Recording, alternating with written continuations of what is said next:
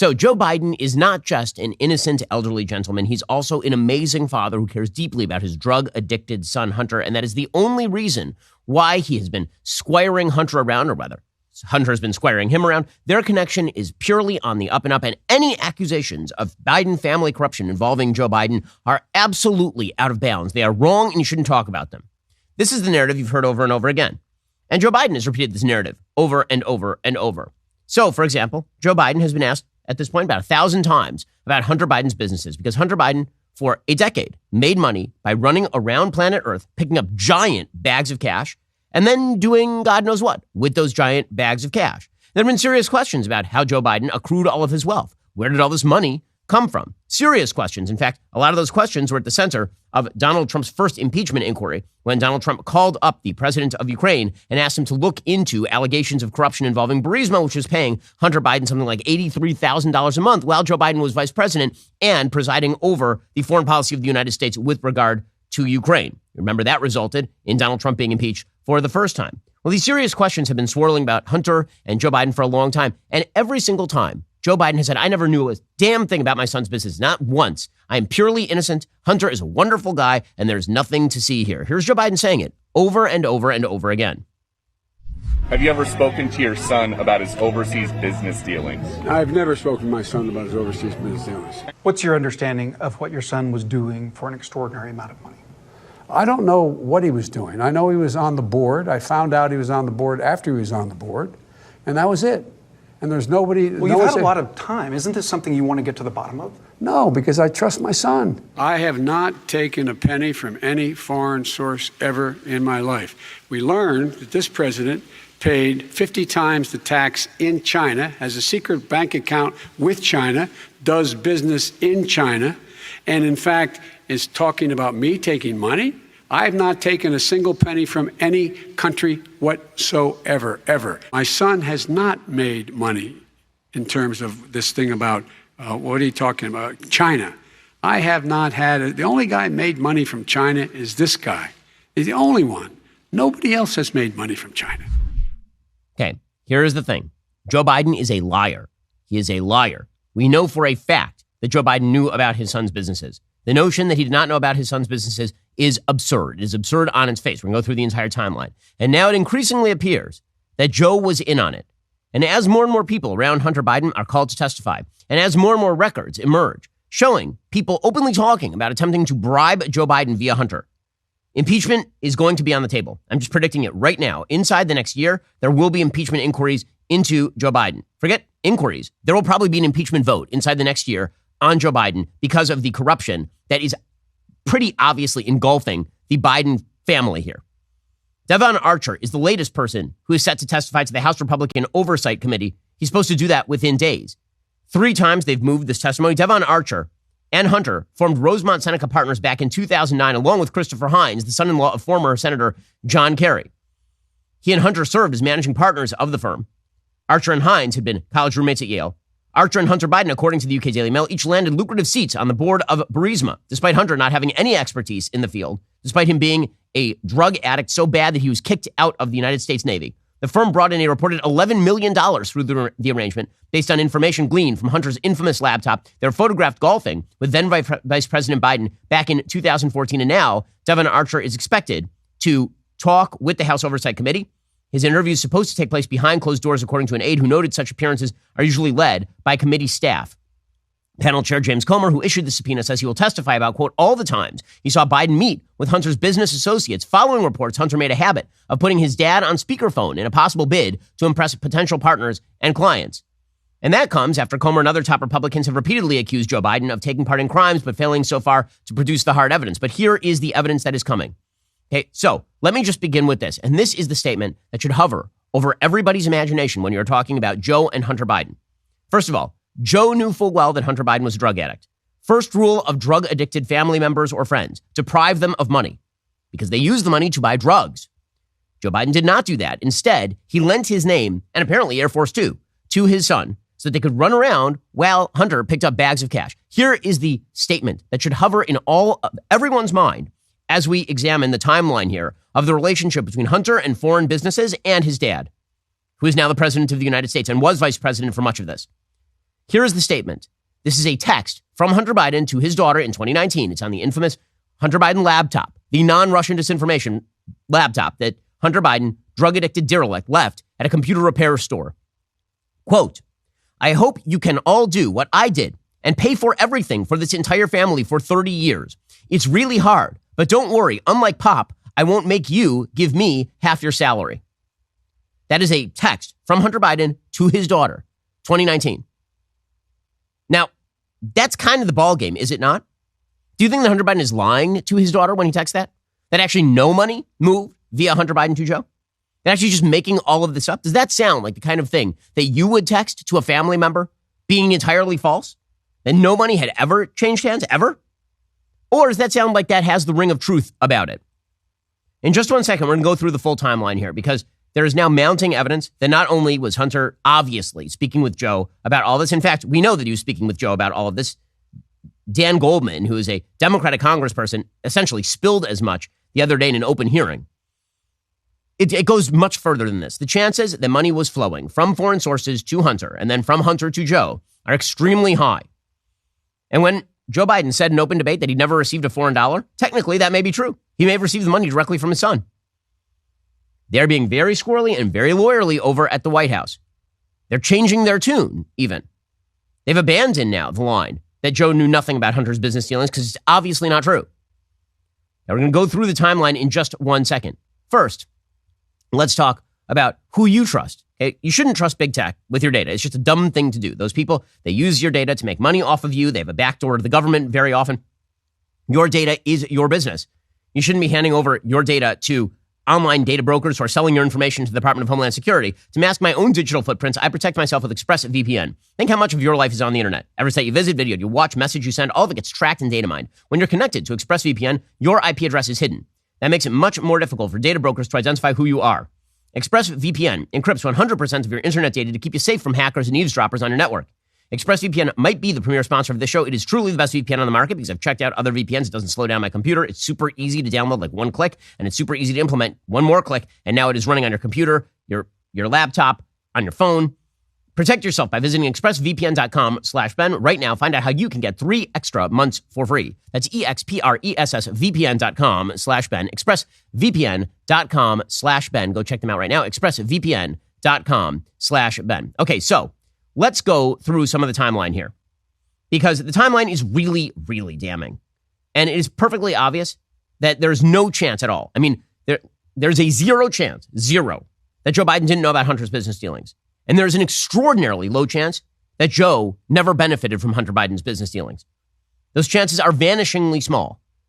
I'll explain why, because we're going to go through the entire timeline here, and we are also going to go through some of the documents that have now been provided by confidential human sources talking about what the Ukrainians, for example, were saying about Joe and Hunter Biden. And we'll talk about what exactly Devon Archer has already said and what Tony Bobolinsky, another business partner of Hunter Biden's, has said. Okay, so on November 1st, 2013, this is a timeline that's been put together by the House Oversight Committee. On November 1st, 2013, Hunter Biden and some of his friends created China BHR. Okay, China BHR was a Chinese investment firm, Bohai Harvest RST Equity Investment Fund. It was controlled by the Bank of China. It was focusing on M&A and investment in and reforms of state-owned enterprise. That was in November of 2013. In December of 2013, Vice President Biden traveled with Hunter Biden on Air Force Two to China and met the CEO of the company, Jonathan Lee. Shortly thereafter, BHR's business license was approved and Hunter Biden was magically a board member. So understand that the way that it works when it comes to foreign corruption is foreign states believe that access to high-ranking American officials means that they are going to get sweetheart deals. The reason they believe this is because in their own country, this is in fact how it works. If you're in China and you want to get something done, you're going to have to go to the top levels of the Politburo. You're going to have to talk with the members of the CCP. And if high-ranking political members of the CCP approve a thing, that means that you're going to get special benefits. And so the Chinese assume that the same thing works in the United States, that you have access to Joe Biden, that means that magically you're going to get sweetheart treatment in the United States. The same thing is true in Ukraine. This is why they're constantly attempting to buy access to American politicians. Even though connection with an American senator is worth like a cup of coffee, the reality is you can be connected to a bunch of American senators, and it may make no difference to your business's future. You can be connected to a lot of politicians, and it won't do anything. if you live in a foreign corrupt country where you have to know a high-ranking member of the government to get anything done, knowing high-ranking members of the American government you think is going to get things done. So, do you think it's a coincidence that in November of 2013, Hunter Biden starts a fund with the Chinese government effectively, and 1 month later, Joe is squiring Hunter there and meeting with the CEO of this brand new fund, and then it's getting greenlit by the Chinese? Do you think that that's a coincidence? February 5th, 2014, Ken Rakashev, a Kazakhstani businessman, meets with Hunter Biden at a hotel in Washington, D.C. In April of 2014, Burisma appoints Hunter business associate to their board of directors, being paid something like $83,000 a month for nothing. For nothing. April 22nd, 2014, Rakashev's Singaporean company wired $142,000 through his Latvian company to a Rosemont entity. Now, Rosemont Seneca is, again, the company that was originally founded by Hunter Biden and Devon Archer and John Kerry's son-in-law. April 22nd of 2014, that same day, Vice President Biden traveled to Ukraine and gave an anti-corruption speech about Ukraine. So it's clear that he was running foreign policy in Ukraine, right? Literally at the same time this is happening. So April 15th, 2014 is when Hunter is appointed to the board of Burisma. And now, April 22nd, 2014, you have Joe Biden talking about corruption in Ukraine. And not only that, this becomes now a running theme. Joe Biden is going to run foreign policy in Ukraine. As we'll see, this has some pretty significant ramifications for how Burisma runs its business and how the money flows. It's a delicate thing to say to a group of leaders in their House of Parliament, but you have to fight the cancer of corruption that is endemic in your system right now. I remember going over convincing our team, or others too, convincing us that we should be providing for loan guarantees. And I went over for, I guess, the 12th, 13th time to Kyiv, and I was supposed to announce that there was another $1 billion loan guarantee. And I had gotten a commitment from Poroshenko and from Yatsenyuk that they would take action against the state prosecutor, and they didn't. So they said they were walking out to press conference. I said, no, we're not going to give you the $1 billion. They said, you have no authority. You're not the president. The president said. I said, call him. I said, I'm telling you, you're not getting the $1 billion. Okay, so this is him openly saying the thing, as we'll see. Right? The thing that he is saying is that he basically crammed down on Ukraine the kind of deal that Donald Trump was accused of threatening the Ukrainians with and got impeached for the first time. You remember that in that phone call, the perfect phone call with Vladimir Zelensky, you remember that Donald Trump appeared to say that he was thinking of withholding aid to Ukraine if they didn't dig up corruption on the Biden family. And everyone's like, whoa, that's quid pro quo. Whoa, that's terrible. Here's Joe Biden saying, we're going to withhold aid from Ukraine unless you get rid of this particular prosecutor, Viktor Shokin. Viktor Shokin was targeting Burisma at the time. Now, the international community didn't like Viktor Shokin anymore, but that doesn't matter because there could be a conflict of interest when it comes to why Joe Biden wanted Viktor Shokin to go. Two things could be true at once. One, Viktor Shokin could have been corrupt, and a lot of people internationally could have wanted him to go. And two, Joe Biden could have seen an opportunity to do a favor for Burisma while getting rid of the guy with the plausible cover that everybody wanted the guy to go. We'll get to that in just 1 second. We're going to continue going through this timeline because, again, the more you see of the timeline and the more you see of the contemporaneous statements by people involved in Hunter Biden's business, the more damning this becomes. Joe Biden was being called into meetings. He was being called on the phone. He clearly knew what was going on at a vague level. He didn't have to know the particulars. In the same way that no crime boss knows the particulars. If you ask the heads of the mafia back in the day, if they knew the particulars of specific murders, the answer was no. Right? They would say to their lower downs, they'd say to their capo regimes, they would say things like, go take care of business. And then the capo regime would go to the hitman, and the hitman would go do the thing. And the person at the top of the chain never knew. That was the whole idea. The whole idea is that if you're the most powerful person in an organization, you always have plausible deniability as to what your associates are doing. The money just magically enters your bank account. You have no idea how it got there. We'll get to more on this in just 1 second. First, we're days away from the Durban Accords, the greatest threat to the U.S. dollar's global dominance in the past 80 years. This is when BRICS nations, Brazil, Russia, India, China, South Africa, are expected to announce the launch of a new international supercurrency fully backed by gold and other commodities. That is in competition with the United States dollar, obviously. You can protect your IRA or 401k from the fallout from this announcement by diversifying with gold from Birch Gold. Historically, gold has been a safe haven in times of high uncertainty. That includes right now. Birch Gold, that the people I buy my gold from, so do thousands of other concerned savers. When currencies fail, gold is a safe haven. How much more time does the dollar have? Protect your savings with gold. Birch Gold has an A+ rating with the Better Business Bureau, thousands of happy customers. Text Ben to 989898. Get your free info kit on gold. If a central bank digital currency becomes a reality, well, you're going to want to diversify. By the way, diversification is just a smart strategy across the board. If you're afraid of inflation, if you're afraid of economic stagnation, then having at least some of your money in precious metals is a smart thing to do. It'll be nice to have some gold to depend on in hard times. Again, text Ben to 989898 to get started. Text Ben to 989898. That gets you in touch with my friends over at Birch Gold to get started today. Okay, so back to the timeline. April 23rd, 2014, right? So we already found out that on April 22nd, a Singaporean company that was originally connected with a Kazakhstani businessman had wired $142,300 to a Rosemont Seneca entity. The next day after that, the Rosemont entity wired $142,300, the same amount, to a car dealership to buy a new sports car for Hunter Biden, right? So there's money that's flowing directly to Hunter Biden. Meanwhile, China BHR, right, which is that original Chinese firm that Hunter formed with the Chinese government, essentially, and then took Air Force Two to China to make sure that all of that got greenlit.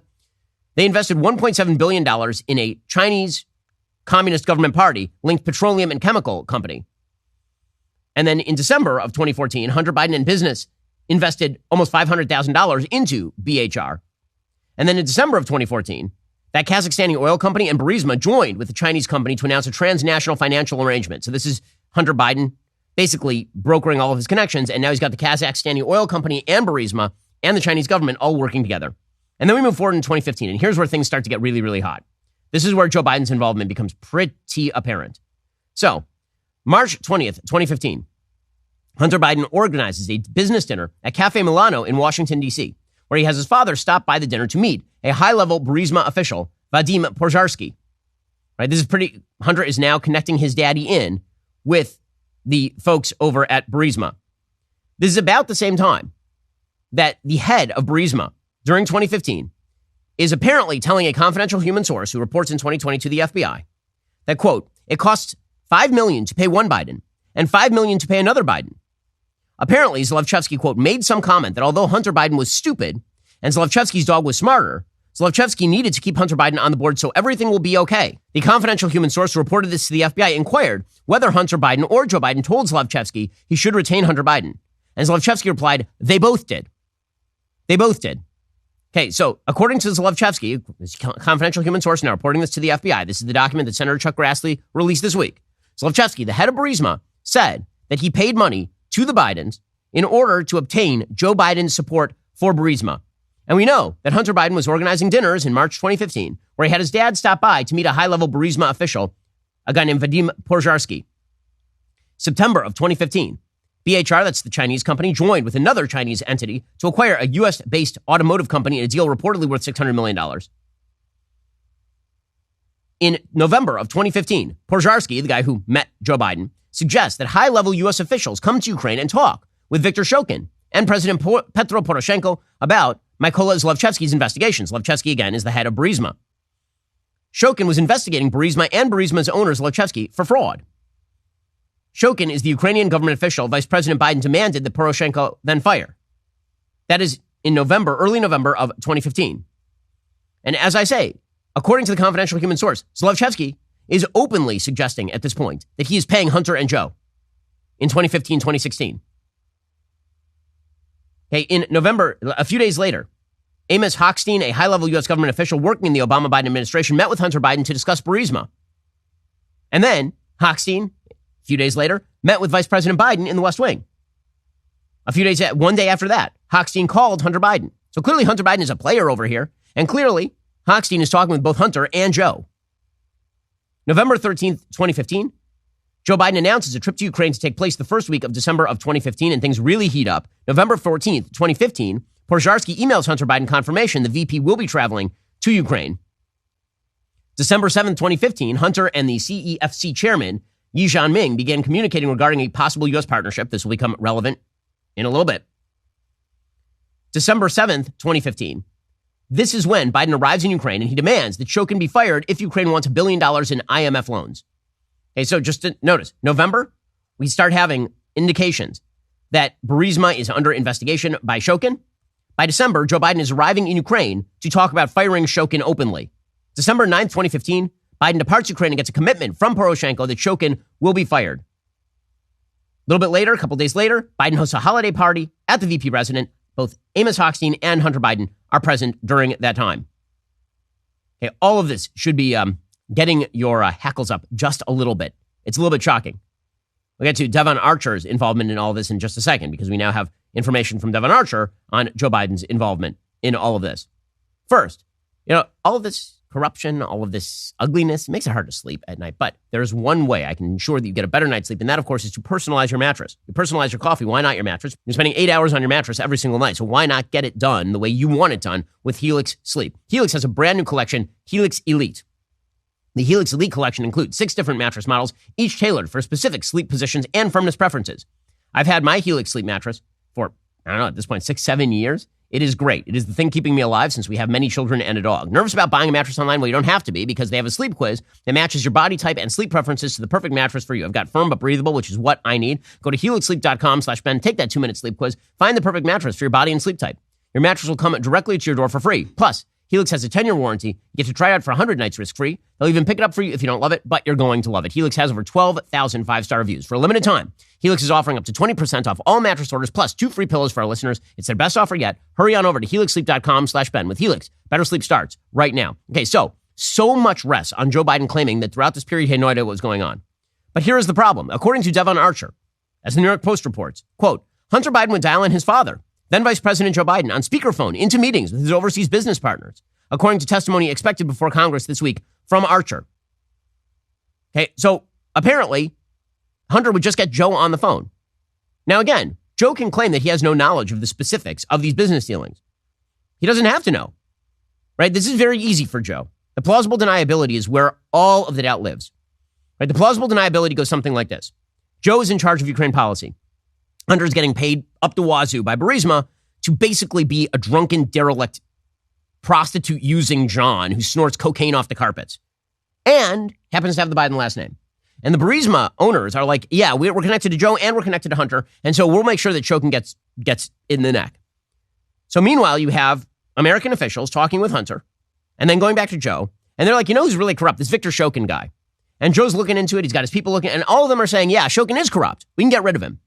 And Joe says, well, okay, no harm, no foul. I'll push for the ouster of Victor Shokin. I'll push for him to get rid of that because, again, the entire international community wants the thing to happen. And if it just so happens that's kind of good for Hunter and it's good for the company he's connected with and, the people who I've talked to on speakerphone who I don't even recognize them. I mean, Hunter just puts me on the phone with people and I say, hi.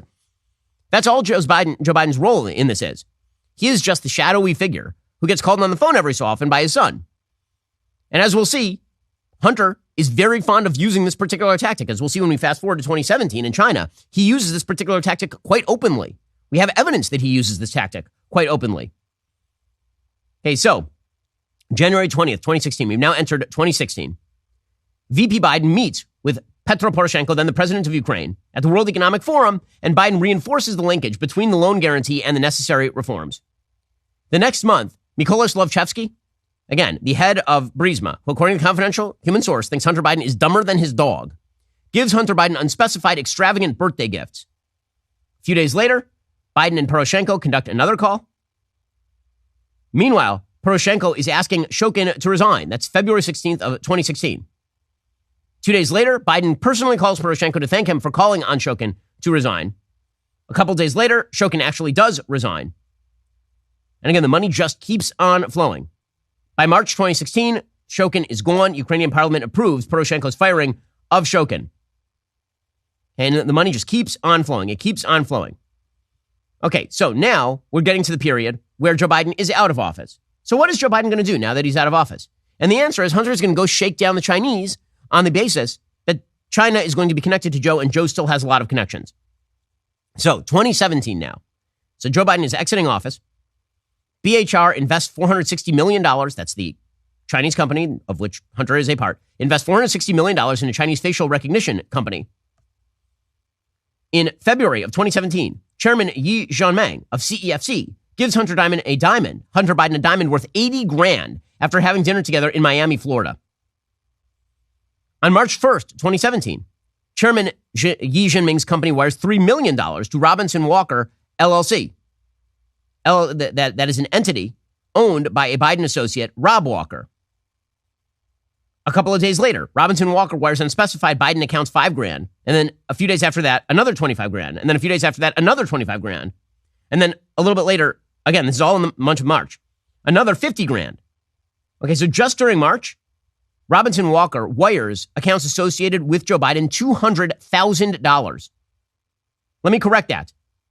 Because on March 31st, there are another two payments for $150,000. So $350,000 gets paid from Robinson Walker, which is being paid by the Chinese, to Hunter Biden's various accounts. Okay, and then the wires keep on coming. April, $50,000 to a James Biden account. Another $50,000 to a James Biden account. $10,000 to a Hunter Biden account.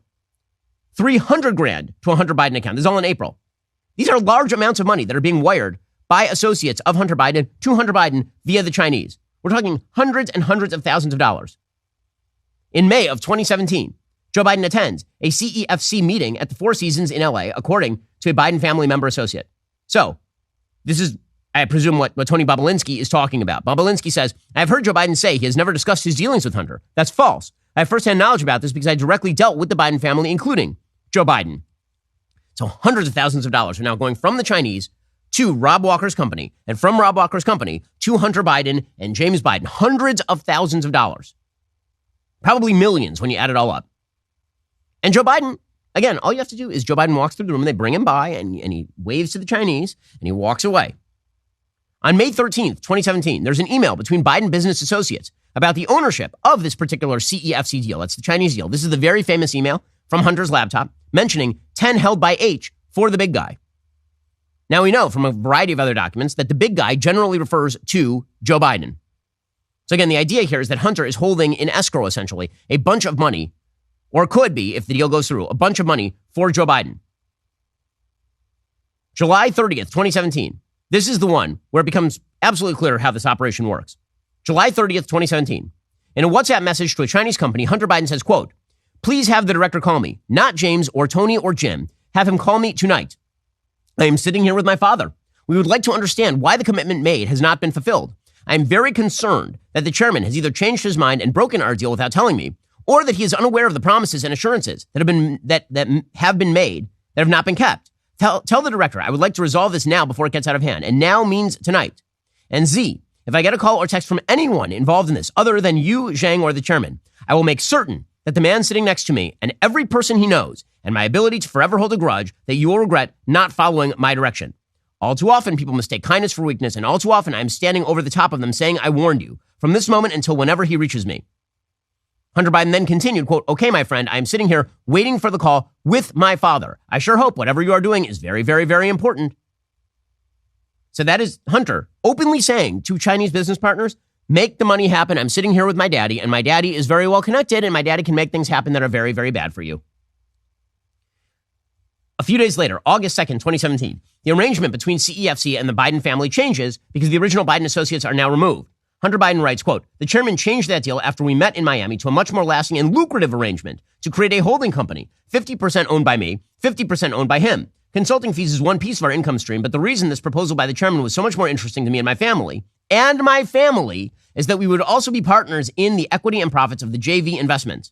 The joint entity, a few days later, is formed, 50% owned by CEFC agent Gong Wendong, who is a Chinese communist agent, and 50% owned by Hunter Biden. The next day, in a WhatsApp exchange, Hunter Biden tells CEFC associate Dong, quote, the Bidens are the best I know at doing exactly what the chairman wants from this partnership.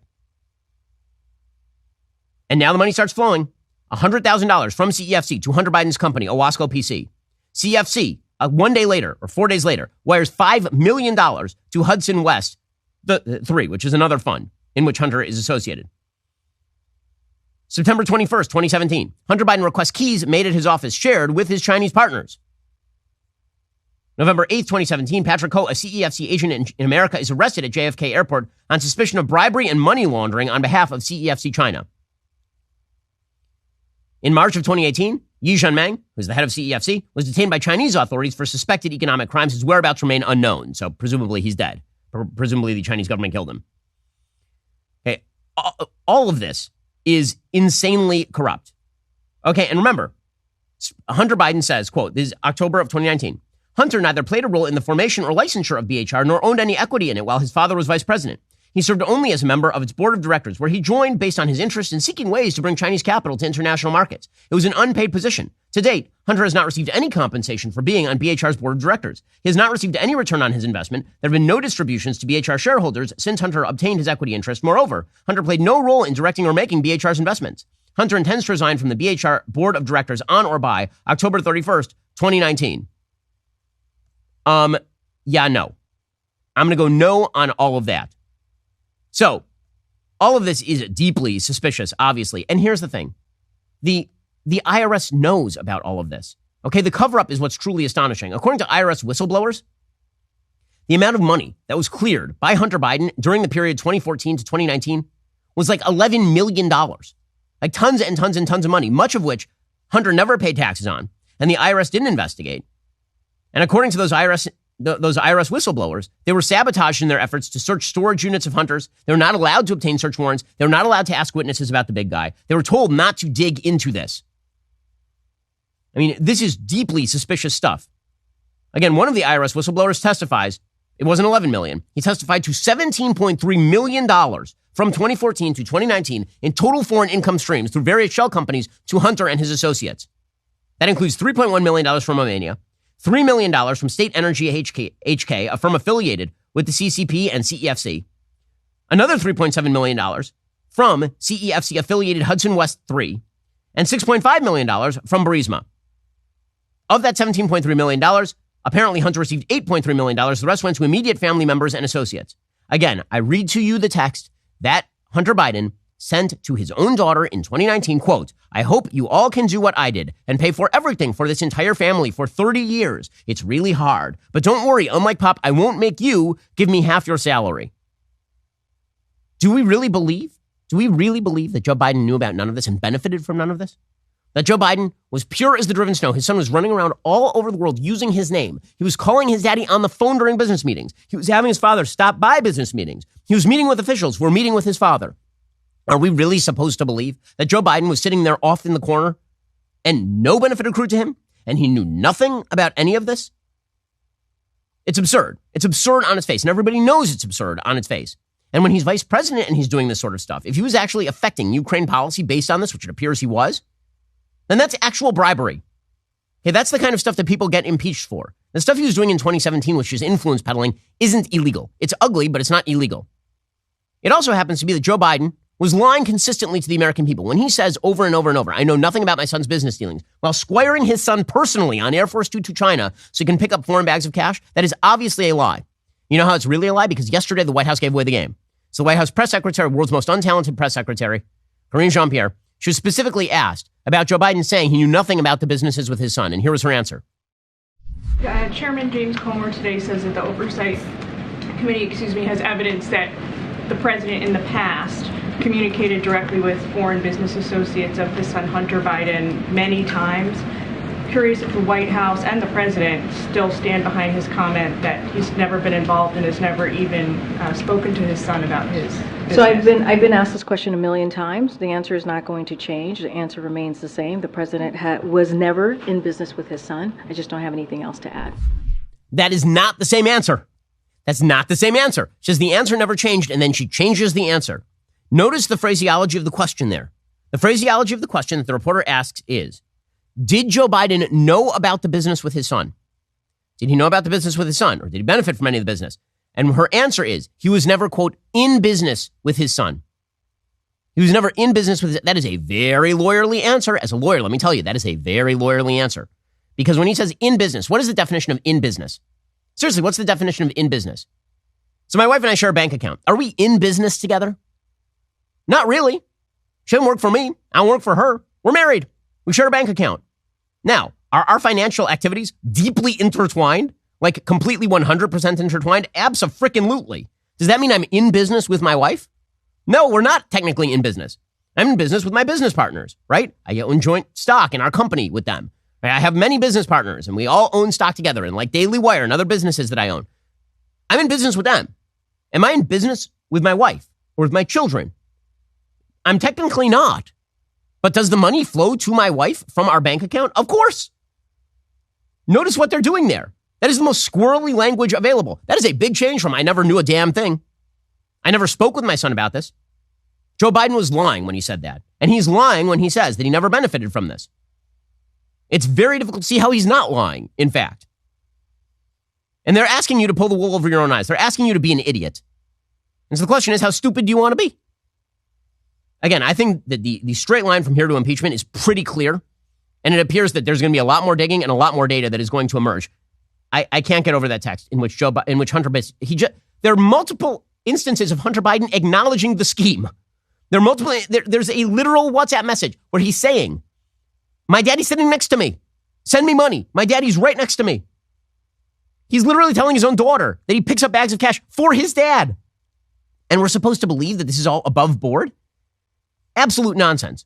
We'll get to the one of the kickers here in just 1 second. First, in a world filled with uncertainty, it's crucial to be ready for whatever comes your way. Whether it's a natural disaster, a sudden emergency, or unforeseen circumstances, having a reliable food storage system can provide you with peace of mind and the assurance you and your loved ones will be well taken care of. Right now, My Patriot Supply is offering 25% off a 3-month food supply to help you stay prepared for anything. Go to preparewithben.com. Grab the special price before it ends. Your 3-month emergency food supply provides over 2,000 calories each day for optimal strength and energy in stressful situations. You can enjoy a wide variety of My Patriot Supply, and you can customize your supply. They offer an ultimate breakfast kit, a mega protein kit with real meat, even a gluten-free kit. The best part of each meal, it's delicious. It has a shelf life of up to 25 years. Don't wait for disaster to strike before taking action. Invest in your safety and well-being by securing your food storage today. Go to preparewithben.com. Get 25% off your 3-month emergency food supply. Go to preparewithben.com right now. That is preparewithben.com right now. Again, it's just a smart thing to do. Make sure that you have the emergency food supply in case, God forbid, something happens. You'll buy it, you'll forget about it, and then you'll remember it when you need it. Go to preparewithben.com right now. Also, are you sick of woke corporations dragging your values through the mud? Well, I have right here in these hands the magical Jeremy's Razor hand soap. Jeremy's hand soap, it is the perfect solution for everyday grit and grime. Not to mention, it smells delightful. It's scented with green tea and citrus and the tears of the left. Jeremy actually cares about you. He didn't put any of that paraben stuff in his hand soap. I don't even know what paraben is, but it's bad. Not only is it paraben free, it's also free of sulfates. Don't know what those are either, but they're bad. Just like DEI and ESG, and those aren't in here either. Plus, not tested on animals, and it's made right here in the United States. What more could you want from your hand soap than clean hands while keeping a clean conscience? Do yourself a favor. Wash your hands of hypocritical leftists once and for all. It is the ideal addition to your bathroom or kitchen sink as you liberate your home from the influence of woke companies and also germs. Go to jeremy'srazors.com. Order this delightful green tea and citrus hand soap today. Okay, meanwhile, the gall of the Biden family in assuming that you are a moron is truly astonishing. I mean, the most obvious example is Hunter Biden, a crack addict, deciding to become an artiste. He's an artiste, guys. He's just, he's like some of the people from La Boheme. He lives in an apartment, and he paints in his free time, and he paints masterpieces. And those masterpieces go for like $500,000 to unspecified buyers. So, I mean, in fact, Hunter Biden's paintings are so amazing that he can deny them to his own biological child his name. But if he gives her the masterpieces, then that makes up for it. These amazing works of art. So one of the questions that's always been hanging over this is this pretty obvious money laundering routine where Hunter Biden is clearly selling these pieces to unspecified buyers who are allies of the Biden family, is who are the people who are buying this? Well, now we know. According to one report, Insider is reporting that LA real estate investor Elizabeth Hirsch Naftali, who's given tens of thousands of dollars to the political left, purchased a piece of Joe Biden's artwork. Several months after Hunter Biden's art went on sale, the president appointed Naftali to the Commission for the Preservation of America's Heritage Abroad. Oh, how magical. So Hunter Biden's art goes on sale. Some lady buys the art for way too much money. And then she also magically appears on the president's Commission for the Preservation of America's Heritage Abroad. Wow.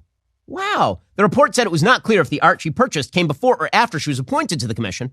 Hunter Biden wrote in an email discovered on his abandoned laptop that he could have sway in who gets on the commission. So Hunter Biden literally wrote an email where he's like, I could probably figure out who gets on the Commission for the Preservation of America's Heritage Abroad. Also, I paint finger paintings. Who wants to buy a finger painting? And everybody's like, yeah, I'd like to be on the Commission for the Preservation of America's Heritage Abroad. I will buy your finger painting. Another owner of Hunter Biden's art is LA attorney Kevin Morris, who was recently spotted smoking a bong during a visit with the president's son. How nice. The New York Times said Morris might have received the art as a gift, while Insider said that Morris purchased the art. One buyer identity unknown, reportedly purchased 11 pieces of Hunter Biden's paintings for $875,000. $875,000 for 11 garbage paintings by Hunter Biden? Jen Psaki said at the time, all interactions regarding the selling of art and the setting of prices will be handled by a professional gallerist adhering to the highest professional standards. Yes, I am sure that there is no corruption. It is all above board. See, the thing is, they do all this out in the open, and they know the press is never going to ask about it. And they also know the press is going to downplay it. Now, if this were the Trump family, and let's say that Don Jr. had gone around the world picking up bags of cash while his dad was president, like picking up the bags of cash and pretty obviously funneling it to his dad, and also pretty obviously calling his daddy on the phone while all of this was happening, do you think that maybe that would have earned some media? But instead, here's the narrative. Again, the narrative, to go back to the beginning, the narrative here is Joe Biden is such a good, caring father.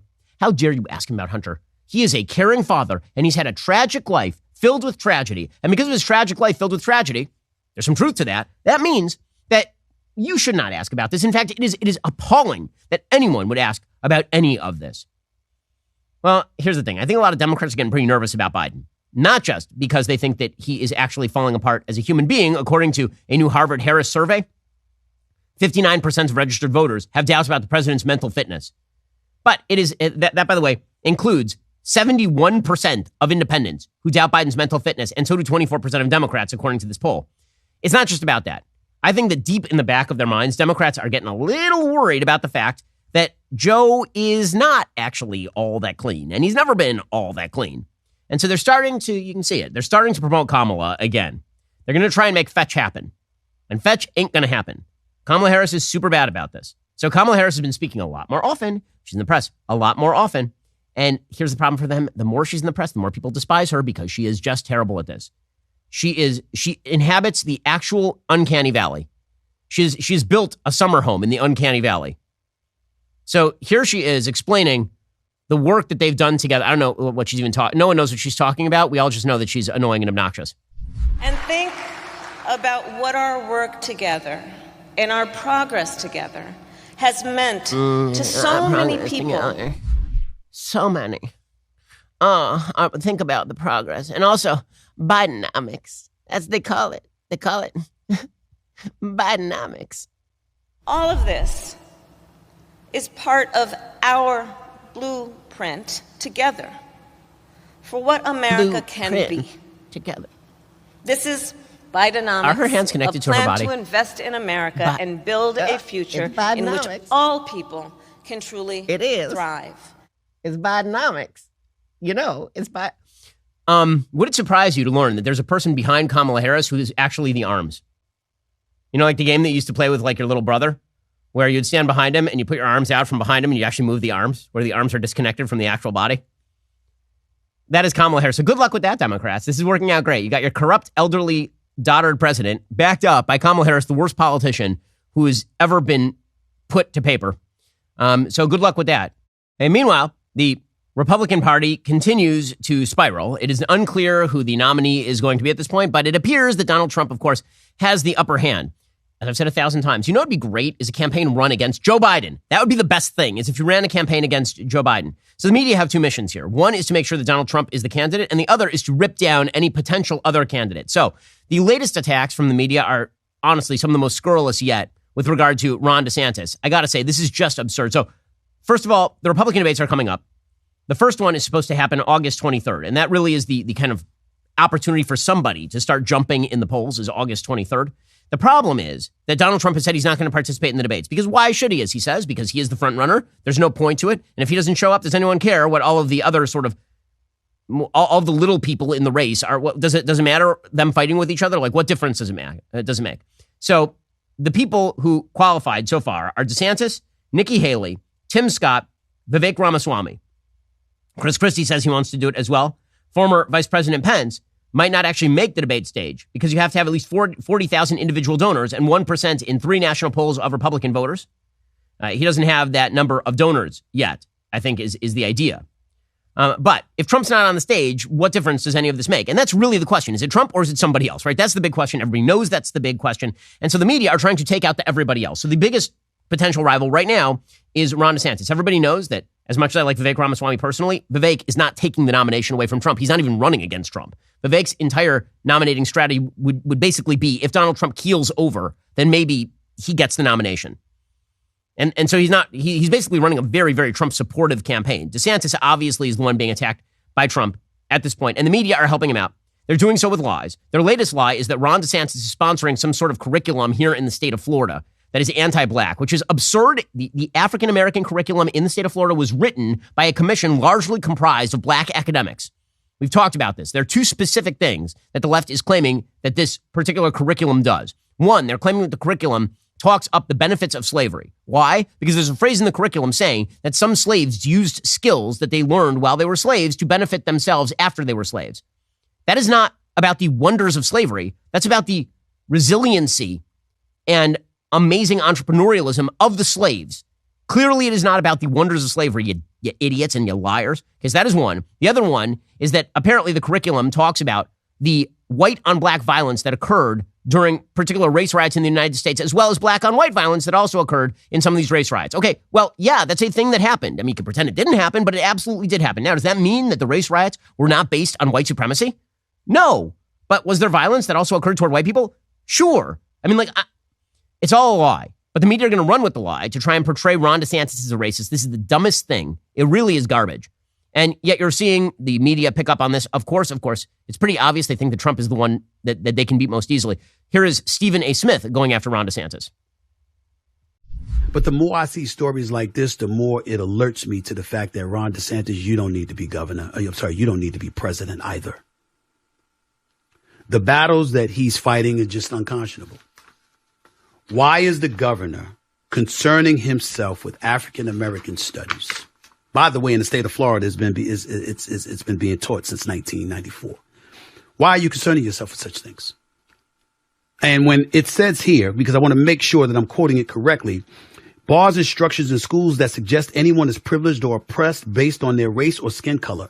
Are you trying to deny the fact that white folks have been privileged compared to other races of people in this country? Are you kidding me? That is a fact that even white folks haven't denied. Okay, can we stop it right there? Stephen, have been and are not the same thing. Of course, white people were privileged based on their race in 1960. Are they privileged based on their race in 2023? I don't know, Stephen A. Smith, since you have a $13 million a year salary from ESPN. $13 million a year, this dude, sitting here talking about how rough black people have it in the United States compared to white people overall in the United States. I'm sorry, this is not 1960. In fact, I'm very happy it's not 1960.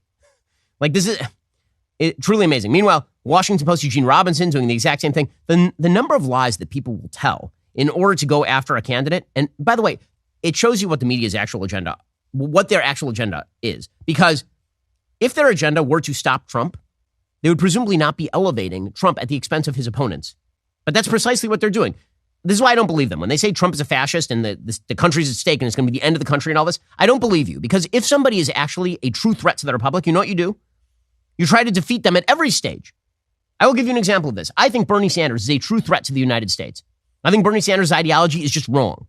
I thought in 2020 that Bernie Sanders would be a far more defeatable candidate by Donald Trump than Joe Biden. I wanted Joe Biden to win the primaries because I did not want Bernie Sanders to be president of the United States. Because I actually do think that Bernie Sanders is a threat to the country. The Democrats don't think that, which is why they're perfectly willing to elevate Donald Trump. So they're liars on both scores. They're liars about DeSantis and they're liars about Trump. Here they are going after DeSantis again based on a lie.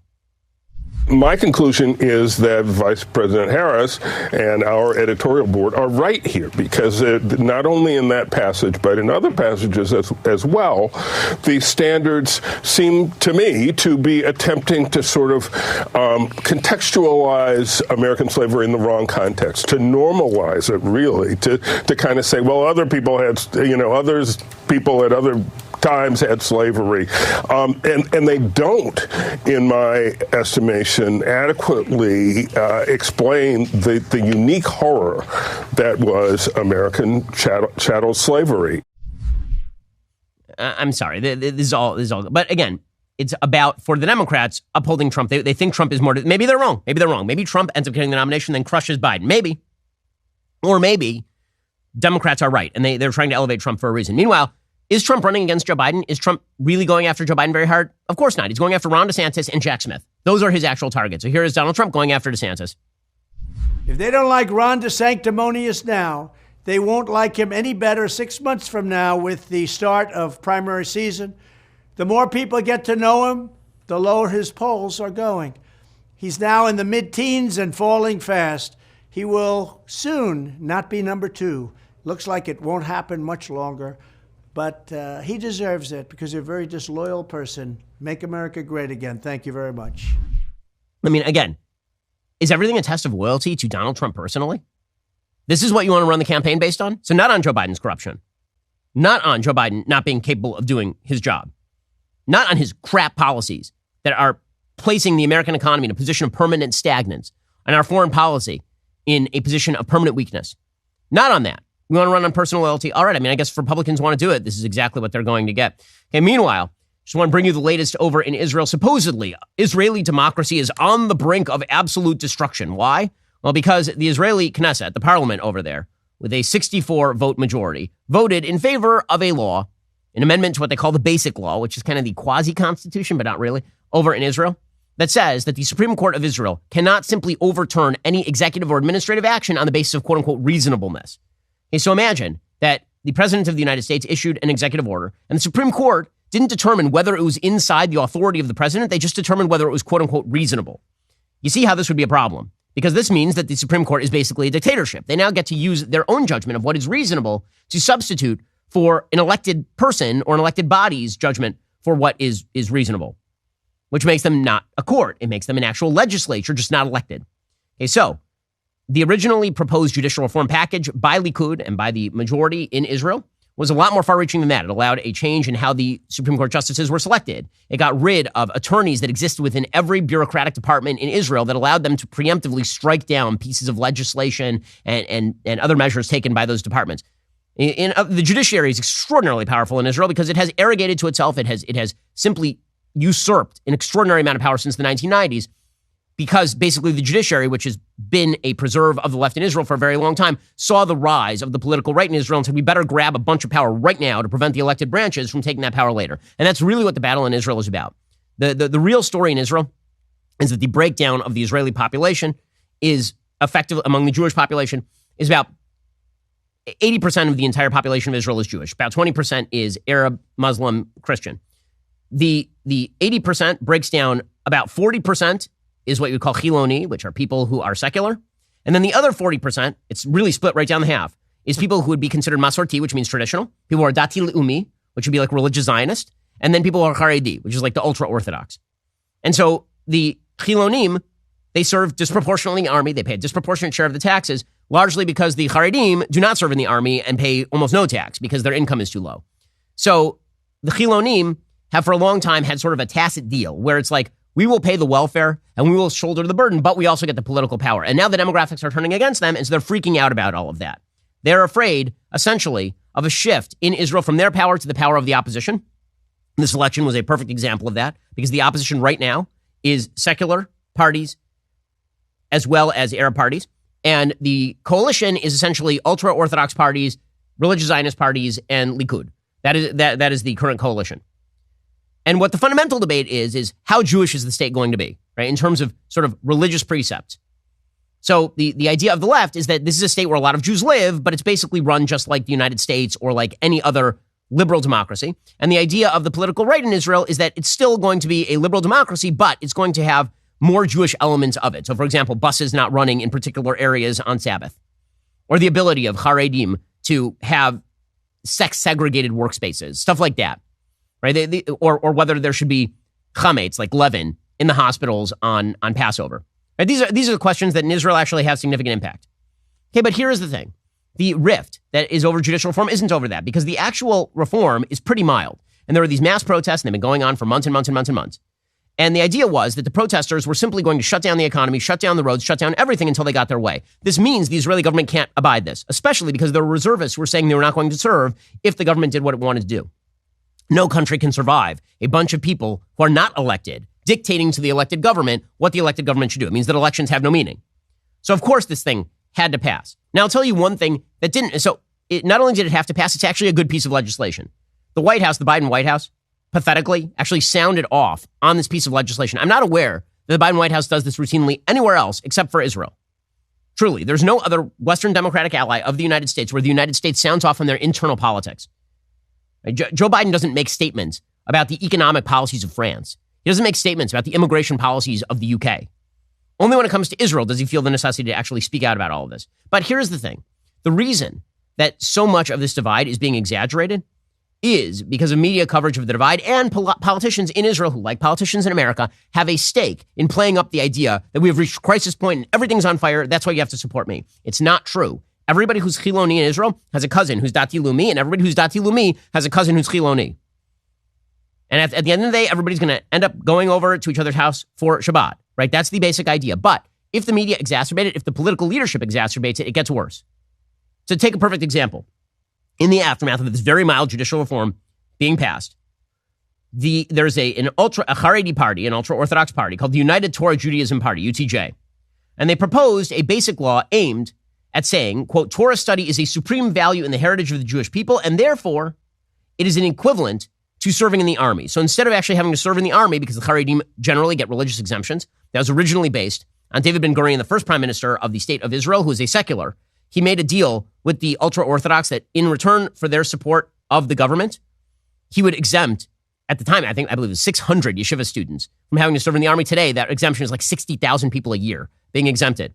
Just demonstrating, once again, all government programs get very, very large. In any case, there's been this basic conflict between the seculars and, by the way, the Dati Lumi and the Masorti against the Haredi, where the Haredi are saying that us studying in yeshiva all day Talmud is the equivalent of you serving in the army, which, to my mind, is an incorrect and wrong position morally. From a Torah perspective, I think it's wrong.